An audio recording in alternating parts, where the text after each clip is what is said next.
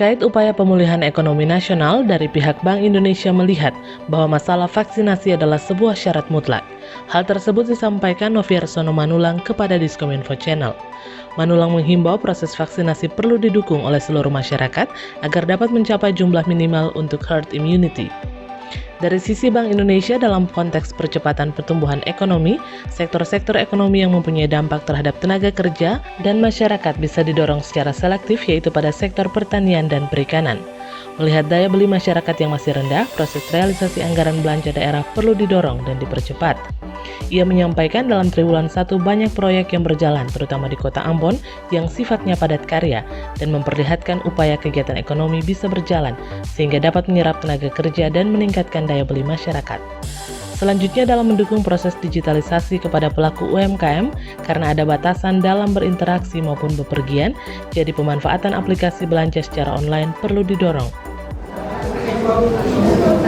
Terkait dengan upaya untuk pemulihan ekonomi dari Bank Indonesia, kami melihat bahwa masalah vaksinasi itu adalah game changer. Artinya itu adalah sebuah syarat mutlak. Untuk itu, pertama ya kami menghimbau proses vaksinasi ini perlu didukung oleh seluruh masyarakat agar bisa mencapai jumlah minimal untuk mencapai herd immunity. Terus yang kedua, dari sisi kami Bank Indonesia, kami melihat bahwa dalam konteks untuk percepatan pertumbuhan ekonomi ini, pertama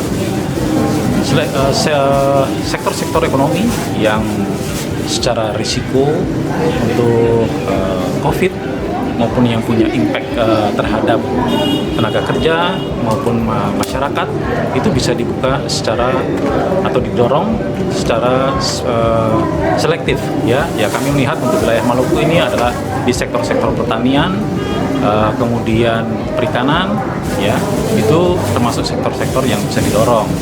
Terus yang kedua, kami melihat saat ini dengan daya beli masyarakat yang masih rendah, proses realisasi anggaran belanja pemerintah daerah perlu terus didorong dan dipercepat. Dan saya melihat bahwa dalam triwulan 1 ini pun banyak proyek-proyek yang tetap berjalan, terutama di kota Ambon ini yang sifatnya padat karya, yang tentunya itu juga memperlihatkan bagaimana upaya supaya kegiatan ekonomi ini bisa berjalan dan itu bisa menyerap tenaga kerja yang akan mendukung akhirnya daya beli masyarakat.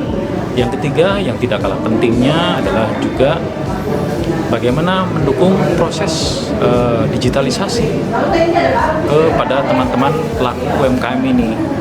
Kenapa? Ya karena ada batasan-batasan dalam berinteraksi maupun bepergian. Jadi tentunya pemanfaatan aplikasi-aplikasi belanja secara online itu perlu didorong. Yang berikutnya juga kami dari Bank Indonesia mendorong supaya transaksi juga mulai mengarah kepada yang sifatnya non-tunai.